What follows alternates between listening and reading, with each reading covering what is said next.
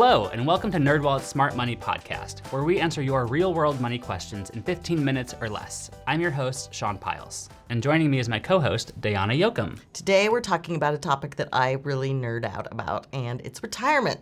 Retirement savings, retirement planning, and do you have enough saved? And this is a topic you've been writing about for longer than I've been alive. Yeah, was that really necessary? Yes, I think it shows that you have expertise, skills, experience. Okay, good recovery.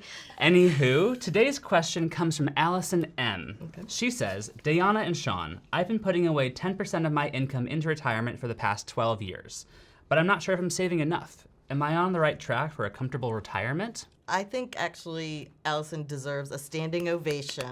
Saving consistently over 10 years and putting away 10% of her income, that's really quite an accomplishment. Right. Yeah, agreed. Kudos, Allison, for actually thinking about your retirement and making sure you're trying to save enough because, in fact, fewer than 50% of all workers actually make sure they're on track for a right retirement, including doing the math to make sure that's the case. Yep. People really love rules of thumb, and in general, the save 10% of your income one is a good one if you're worried about running out of money in retirement. I read an interesting statistic. The Employee Benefits Research Institute did a study, and it found that if you start saving 10% of your income in your mid-20s, you're 30% less likely to run out of money in retirement. So that's actually pretty comforting to hear. Save 10% of your income and you really lower the chances of running out of money. But that said, there are a lot of other factors that determine how far your savings will go, but also the quality of life it's going to pay for in retirement. Right. And so in this episode of NerdWallet's Smart Money podcast, we're going to talk about how much you need for your retirement and what to do if you're falling way behind in your retirement savings. Okay, let's get one thing out of the way to start here, Dayana. I've heard that you need $1 million to retire comfortably, and that seems impossible. What's the truth here? As I said, people love rules of thumb, but even better are exact dollar figures. And for this, we can turn to Fidelity, which is a major brokerage firm and a retirement plan administrator. And they can give us an assist with something that's called the savings factor formula. And what they did is they based this on your pre-tax salary. And here's how the math works. So, by age 30, your goal is to have saved the equivalent of 1 times your annual salary. By age 35, your retirement account balance should ideally be 2 times your annual income. And at age 40, you should have 3 times your annual income in retirement savings, 4 times by the time you're 45, and 6, 7, 8 times by the times you're 50, 55, and 60. And finally, by the time you're 67, Fidelity recommends having 10 times your annual salary set aside so you can retire with enough money to pay for your lifestyle until age 93, essentially. At which time you're brought to a hilltop and left there or are out of money. So this is all slightly horrifying. Right. What Fidelity is saying is that if you're 35 years old right now, making $60K a year, you're supposed to have $120,000 in retirement. And I have a feeling that very few have that actually in their retirement account. Yeah, so the sums that you just heard may seem like completely out of touch with reality, but here's how I think about saving for retirement. We're talking about a lifetime of savings. So you have a lifetime to save this money. So while you might not be able to hit those milestones earlier in your career, as the years go by, as you're earning more, you're going to be able to save more. That, plus don't forget about compound interest. Compound interest really provides a huge savings tailwind for people. If you're investing your money and maybe your employer is actually kicking in a match in your, 401k plan, a lot of that is going to help accelerate that savings. Okay, that makes me feel a little bit better here. And let's pause for a moment while we let folks do their own mental math to see where they should be and maybe where they are right now. Do we have math doing music? For me, that's just screaming until it's over because I hate doing math. Okay, we've talked about some rules of thumb and some specific numbers here, but now let's help you see where you stand.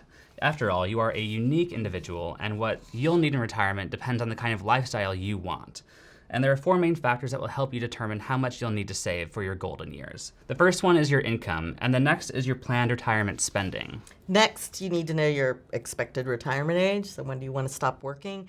And then finally, okay, this is morbid thoughts alert, your life expectancy. Wah, wah. Wah, wah, wah.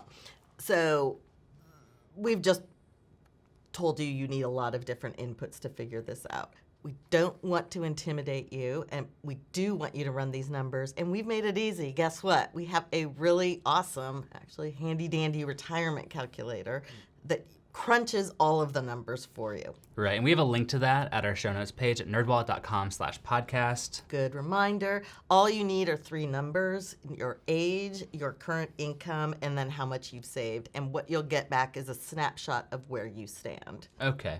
All right, Allison, that should really help you get an idea of whether you're on track for the retirement that you want. But now, follow-up question here, addressing those who aren't going to do the math, don't have that much saved. What are you going to do if you're way behind on your retirement savings, like really behind? Me, for example, planning on having a fleet of caretaker robots when I'm old and decrepit, and they're going to be expensive. Yeah, you got to price that out. Right. So now we're talking about what we'll affectionately call the Hail Mary plan for saving for retirement when you haven't saved a lot for retirement. And there are several things that you can do to help bolster your retirement well-being. The first thing is really kind of just a psychological shift, and it's start by redefining what you think retirement is going to be. So maybe it's not retiring when you thought you would, maybe it's working several more years, or maybe it's working part-time in retirement, so basically slowing down. Doing those things is going to give you a couple boosts in that it will give you more years to save, more years for your savings to compound, but also it means that there are fewer years to have to cover with income in retirement. Another strategy is to tap the value of your house. If you have equity in a home, consider downsizing and then investing that freed up cash. Plus, the lower housing costs will help you stretch your money in retirement. Yeah, that's a really good one. Another biggie here in the Hail Mary plan of saving for retirement is to delay taking Social Security. Most people are eligible to start taking the benefit in their early 60s, but you want to wait at least until you've reached full retirement age, which if you're born after 1960 is age 67. A rule of thumb here, every year you wait past age 62 adds about 7 to 8% to your eventual benefit. So it's basically giving you a raise in retirement of 7 to 8%. I know what you're thinking. You're thinking, Social Security, Dayana, it's not going to even be around when it's time for me to retire. Likely, some system of Social Security will be in place. Plan on it not paying the same level of benefits to you as it is going to pay for me. Okay, Dayana, I think that about covers it. Let's get to our top 3 takeaway tips. All right. Tip number 1, ideally you want to be saving 10% of your income. 15% is even better. But think about it. If you're able to save 15% of your income right now, that means you're living on 85% of your paycheck. So you've gotten used to sort of a cheaper standard of life, right? Mm-hmm. So make that change now, and the transition into retirement spending, where you're going to maybe not be able to spend as much, will be a lot more smooth. Right. Tip number 2, even if you can't hit that number, try to have some savings beyond your retirement account. For example, having an emergency fund can really help in case something breaks down, like your caretaker robot or a furnace, and that means you won't have to pull from your retirement when that happens. And even if you can just save enough for a few years of retirement, that can help you delay taking Social Security, as Dayana said, which is very important. Yep, and finally, run the numbers. Like we said, NerdWallet has a great retirement calculator that you can go to, and it will give you a snapshot of where you stand right now, but also you can play with the inputs and see if changing the date of your retirement or your savings level, how that improves the picture for you. Thank you so much for joining us in this episode of NerdWallet's Smart Money Podcast. Have a money question of your own? Call us or text us at 901-730-6373.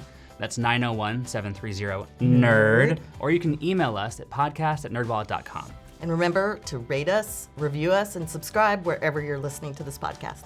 And a brief disclaimer to wrap things up for our lawyers here. Your questions are answered by knowledgeable and talented finance writers, but we are not financial or investment advisors.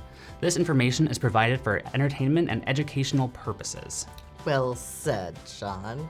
Until next time, keep it nerdy.